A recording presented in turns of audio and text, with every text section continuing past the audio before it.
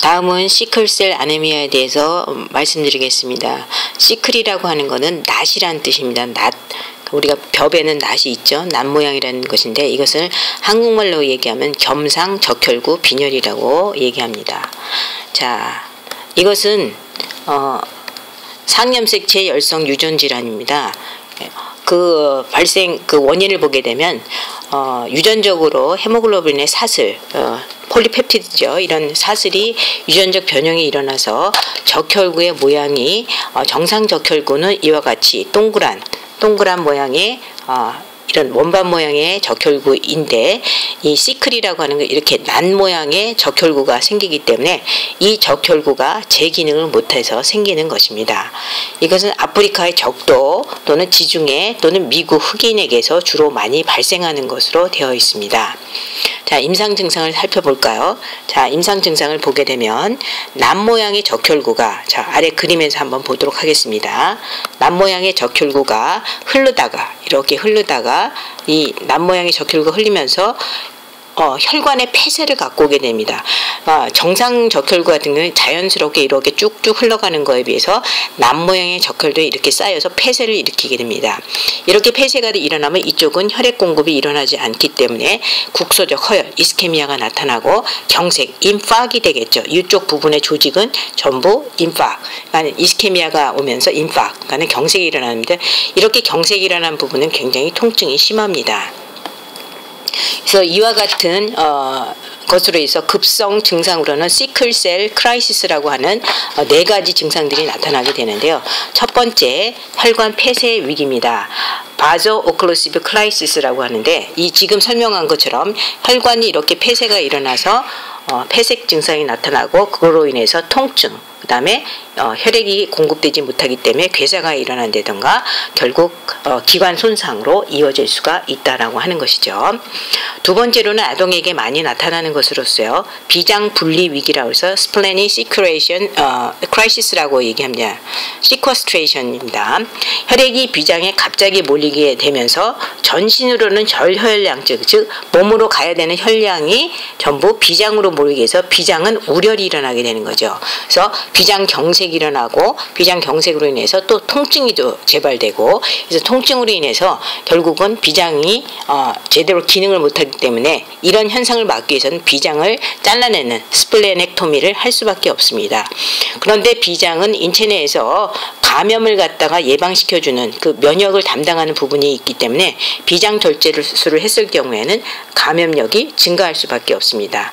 그래서 시클셀 아네미아인 경우에 이렇게 대부분이 폐렴에 의해서 사망하는 경우가 많이 있습니다.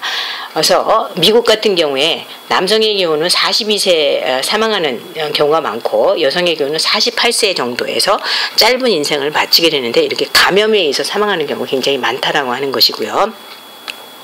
세 번째로는 재생불량성 위기, 그래서 에이플라스틱 크라이시스라고 하는 것입니다. 이것은 파보바이러스에 의해서 주로 유발이 되는 것인데요. 이 파보바이러스에 의해서 RBC 생산량이 감소하는 증상입니다. 그래서 RBC 생산량이 떨어지기 때문에 결국은 나중에 수혈이 필요할 수 있다라고 하는 것이죠. 네 번째로는 용혈 과다 위기라고 하는 것입니다. 헤몰라이틱 크라이시스라고 하는 것인데 이렇게 시클셀 이렇게 난 모양으로 된 거는 용혈도 더 많이 일어납니다. 용혈도 많이 일어나기 때문에 RBC가 급격하게 파괴가 돼서 헤모글로빈이 전체적으로 낮아지는 빈혈이 또 나타나기 때문에 이때도 역시 수혈을 필요로 할 수 있습니다. 이와 같은 시클셀 아네미아를 어떻게 진단하느냐?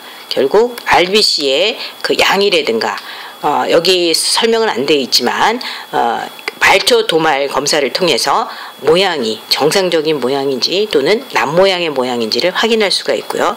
헤모글로빈 양이 어쩌나 그리고 가족력 이것이 상염색체 열성 유전 질환이기 때문에 가족력을 보면서 우리가 확인할 수 있다라고 하는 것입니다.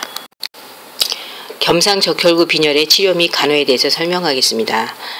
겸상적혈구 질환은 상염색체 열성 유전질환이라고 얘기했었죠. 그래서 유전질환이기 때문에 완치는 불가능합니다. 그래서 할 수 있는 방법은 첫 번째가 혈구화 예방. 겸상혈구화라고 하는 것은 시클셀이 많이 되지 않도록 하는 방법들입니다.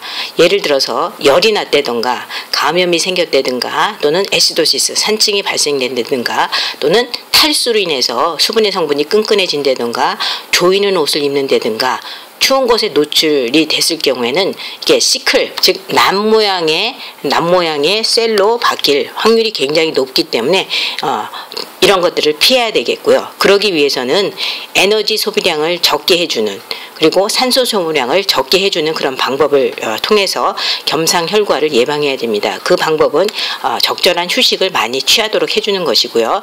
아까 얘기한 것처럼 충분한 수분 공급을 통해서 혈액이 너무 끈끈해진다든가 탈수가 되지 않도록 해줘야 되겠고 또 전해질 공급을 통해 가고 이런 문제가 생기지 않도록 해줘야 되는 거. 그러기 위해서는 아이오 체크를 해준다든가 또는 엘렉트로라이트 즉 전해질을 확인해 주는 방법이 있을 수 있겠습니다.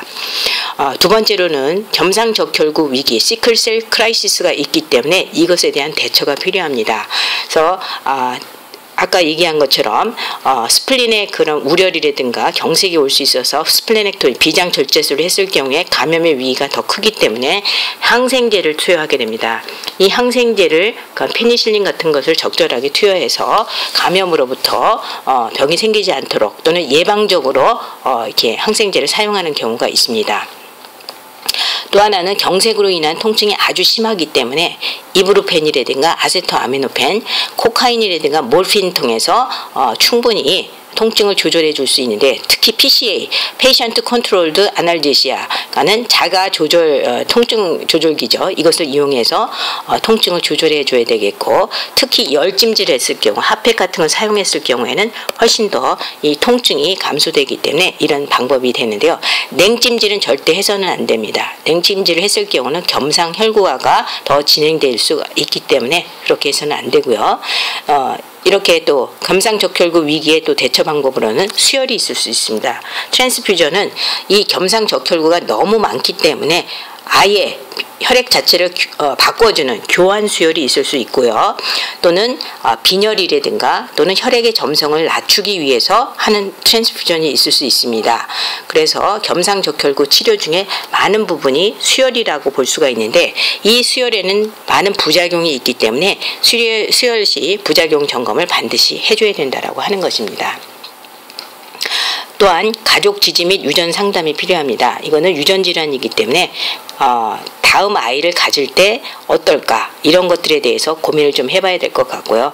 또 가족은 자신의 자녀가 치명적일 수 있는 만성질환을 앓고 있기 때문에 죄책감이라든가 이런 것들에 대한 느낌을 서로 얘기할 자리를 마련해 주는 것이 필요합니다. 다음은 재생불량성 빈혈입니다. 에이플라스틱 아네미아라고 하는 것이죠. 병태 생리를 살펴보게 되면 우리 혈액은 어디서 만들어지죠? 네, 골수에서 만들어진다고 했었죠. 이 재생불량성 빈혈이라고 하는 것은 골수 기능이 저하되기 때문에 나타나는 것입니다.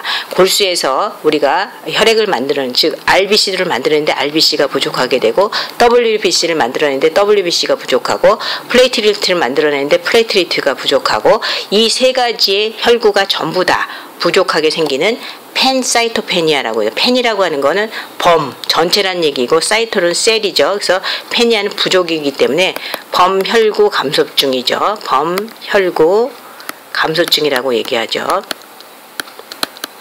이런 현상들이 나타납니다. 자, RBC가 부족하면 무슨 현상이 나타나죠? 빈혈이 나타나죠. WBC가 부족하면 감염이 생기고 플레이트리트가 부족하면 블리딩 텐던시가 나타날 수 있겠죠. 그래서 이와 같은 증상들이 다 나타나는 것이 재생불량성 빈혈입니다. 발생 빈도는 100몇 명당 2명 내지 3명 정도 나타나는 것이고요.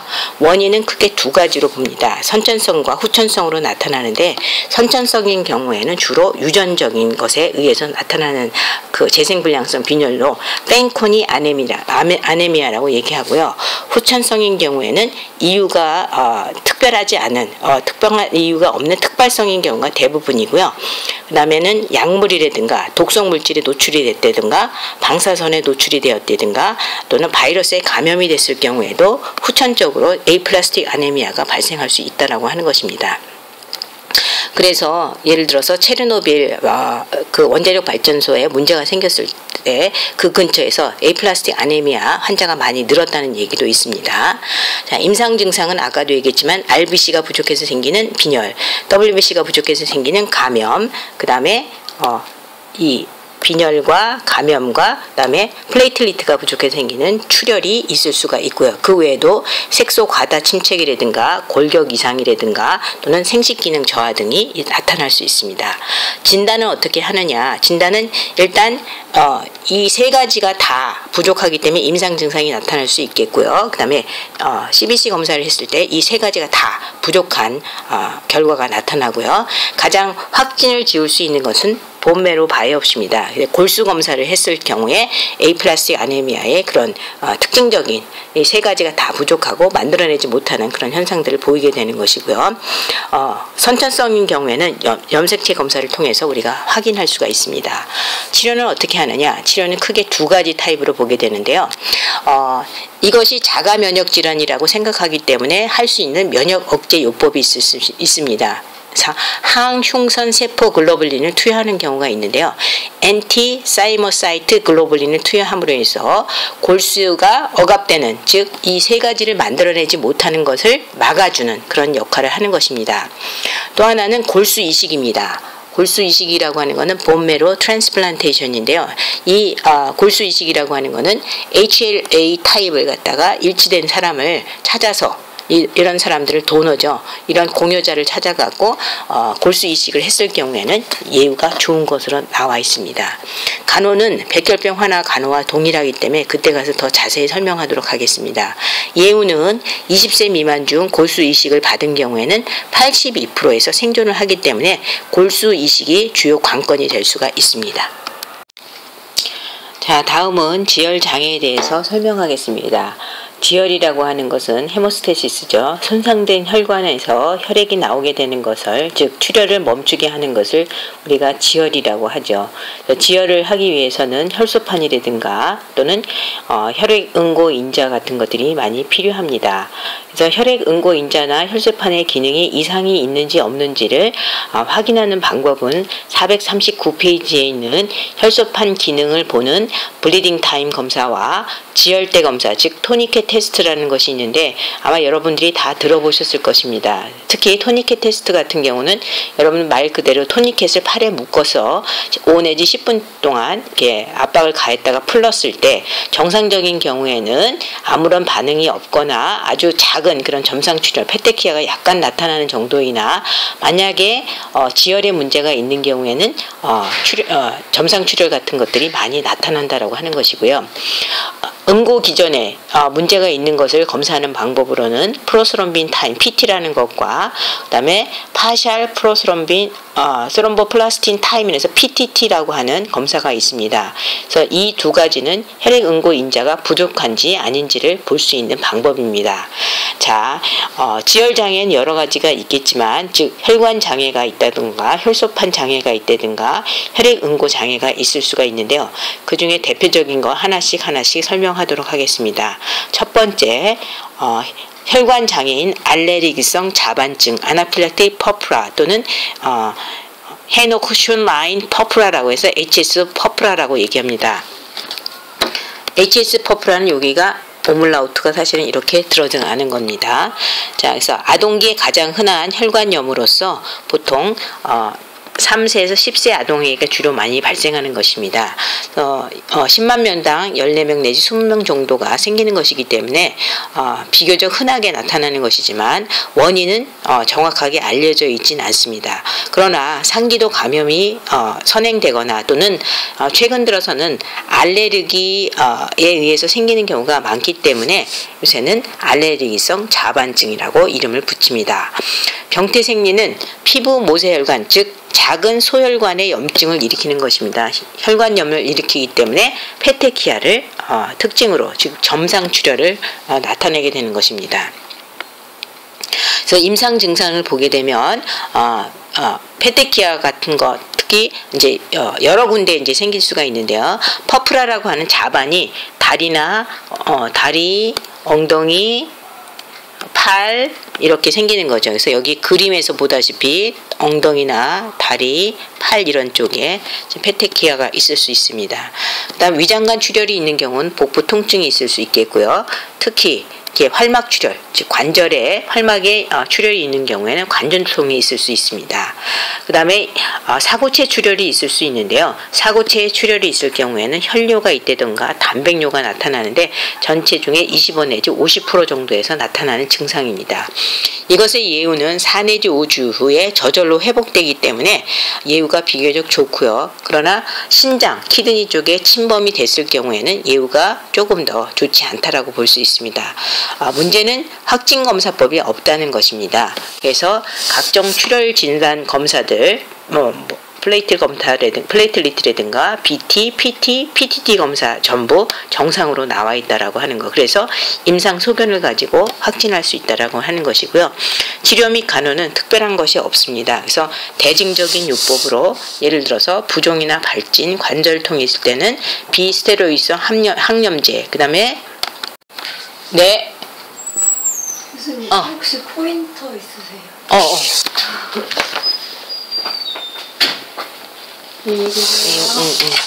내가 지금 녹음을 하고 있기 때문에. 네.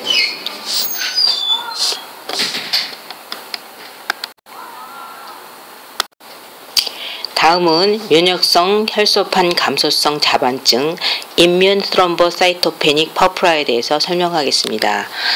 이것은 병태 생리를 살펴보게 되면 자가 면역에 의해서 발생하는 것으로서 갑작스런 혈소판 감소, 정상적인 혈소판은 15만에서 40만 개이지만 2만 개 이하 정도로 감소하는 것을 말하는 것입니다. 원인을 보게 되면 과거에는 이것이 대부분 원인이 불명한 거라고 생각했기 때문에 특발성이라고 얘기를 했었으나 최근에는 인륜에 의해서 면역에 의해서 생기는 것이다 라고 생각하기 때문에 이름을 이렇게 면역성 혈소판 감소성 자반증이라고 이름을 붙였습니다. 이것도 역시 환자 50 내지 60%에서 바이러스 감염이라든가 상기도 감염 이런 것들이 선행되거나 나타나고 있었습니다.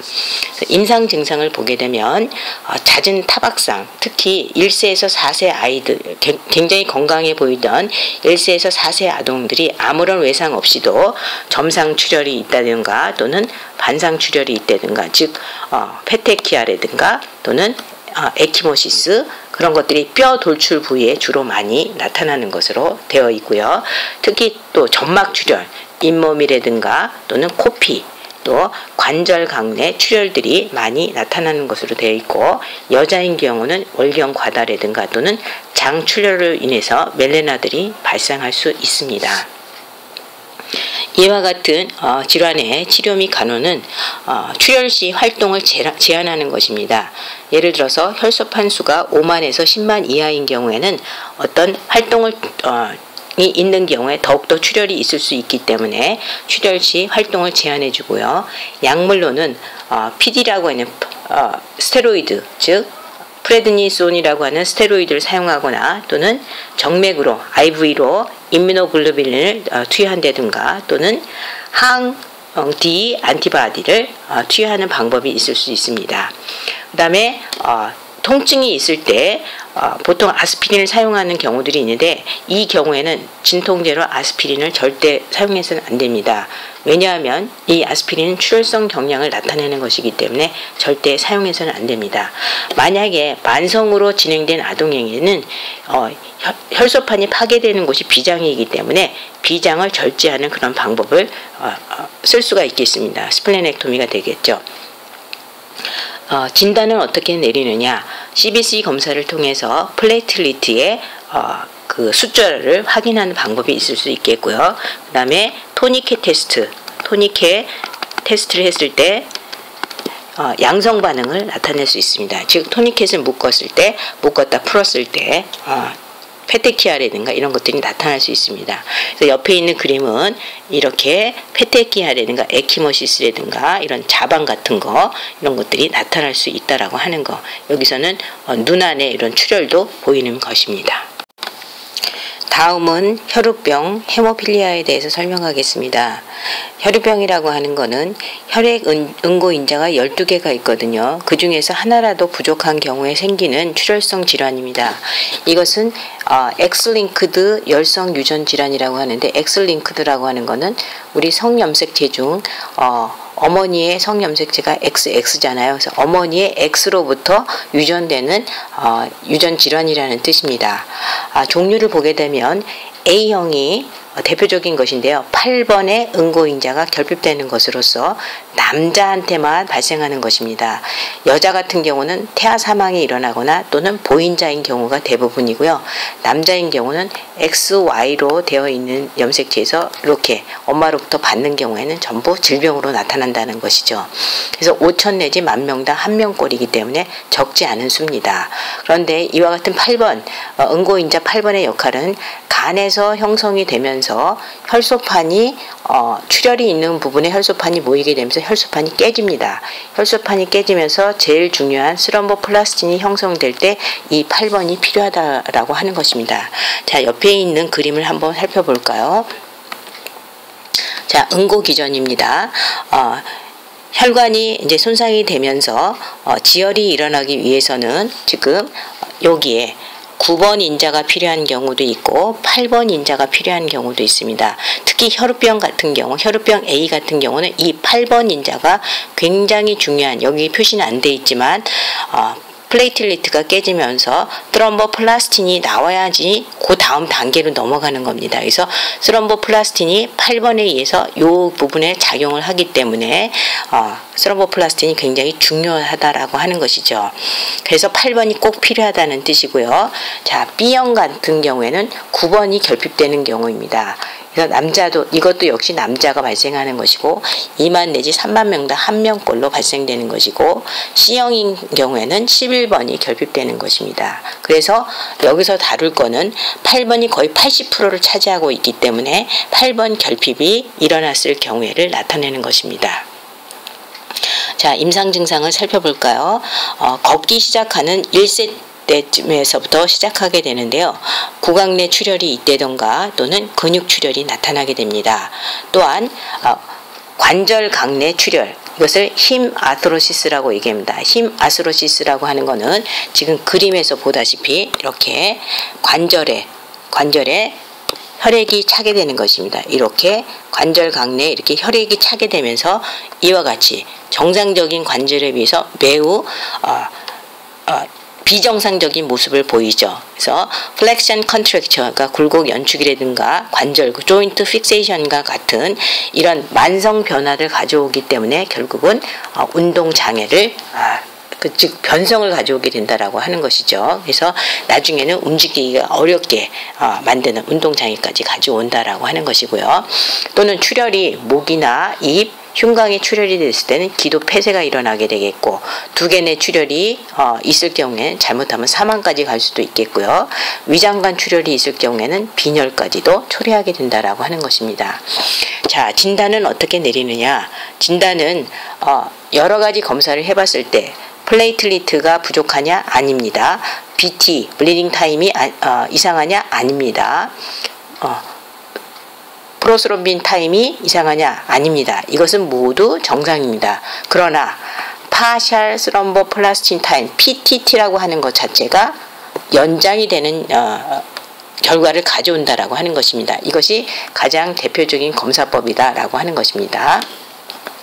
그 외에도 이것은 X링크드 유전 질환이기 때문에 유전자 검사를 통해서 확진할 수도 있습니다. 자, 이와 같은 경우에 치료 및 간호는 어떻게 해야 될까요? 첫 번째, 예방적 방법으로 1차적 예방법은 정규적으로 혈액이 흐르든 안 흐르든, 즉 출혈이 있든 없든 제8 농축액을 갖다가 정규적으로 주사하는 방법이 있고요. 2차적 예방법은 관절 출혈 후 주 3회 주사하는 것입니다. 이것을 매번 병원에 가서 할 수가 없기 때문에 아동이나 가족이 IV로 투여하는 기술을 습득하는 교육을 받아야 된다라고 하는 것입니다. 또 하나 약물 투여법이 있습니다. 약물 투여법은 바소프레신이라고 하는 혈관 수축제를 사용합니다. 그래서 DDAVP라고 하는 혈관 수축제를 사용하거나 또는 스테로이드를 사용하거나 또는 섬유소 용해 억제제인 아미카라고 하는 EAC라고 하는 약물을 투여하는 것입니다. EAC 섬유소 용해 억제제라고 하는 것은 결국 출혈이라고 하는 건 혈관에 이렇게 피떡을 갖다 형성하는 것인데 그것이 바로 섬유소입니다. 섬유소인데 이 섬유소가 용해가 되면 안 되지 않습니까? 용해가 되면 결국은 다시 출혈이 있는 거기 때문에 용해를 억제시켜주는 그런 약물이다라고 생각하시면 됩니다. 다음은 운동과 물리요법입니다. 이런 사람이 운동하면 될까? 이 운동을 통해서 근육과 관절을 강화시켜주게 되면 출혈을 예방할 수가 있을 뿐만 아니라 또한 이런 운동을 통해서 급성기가 지나면, 급성기라고 하는 건 출혈입니다. 출혈이 있을 때를 제외하고는 이 급성기가 지나면 전부 패시브한 ROM 엑서사이즈를 통해서라도 운동을 계속 유지시켜줘야 되고 물리요법을 통해서도 계속 출혈을 예방하는, 즉 근육과 관절을 강화시키는 운동이 필요합니다. 그러나 이런 운동을 할 때 접촉이 많은 운동은 다칠 수가 있기 때문에 수영이라든가 이렇게 비접촉 스포츠를 통해서 하는 것이 바람직하다라고 봅니다. 그 다음에 안전한 환경을 제공함으로 인해서 손상이라든가 이런 것이 입지 않도록 해줘야 되겠고 보호용구를 사용함으로 해서 역시 손상이 일어나지 않도록 해줘야 된다라고 하는 것. 그다음에 부드럽고 작은 칫솔을 사용함으로 해서 잇몸 출혈을 예방하고 인식표를 착용해서 만약의 사태에 이 사람이 8번에 응고인자가 부족한 그런 혈우병이라는 걸 알게 되면 금방 치료를 할 수가 있기 때문에 인식표 착용. 그리고 침습적인 절차는 되도록 하지 않는 것이 좋겠습니다. 그래서 예를 들면 근육 내 주사를 해야 될 경우에는 근육 IM보다는 SC, 서브큐로 주사하는 것이 더 바람직하다라고 하는 것이고요. 아까도 얘기했지만 진통제로 아스피린 사용은 절대 금지입니다. 아스피린으로 인해서 출혈성 경량이 더 높아지기 때문에 또 일생 지속되는 건강 문제이기 때문에 출혈 증상에 대해서 알고 있어야 된다는 거죠. 예를 들어서 두개 내 출혈이 있을 때는 어떤 증상이 있는지 또는 이 관절각 내 출혈이 있을 때는 어떤 증상이 있는지를 알아둬야 된다라고 하는 것이고 출혈이 있을 경우에는 라이스와 같은 지지요법, 라이스 다 아시죠?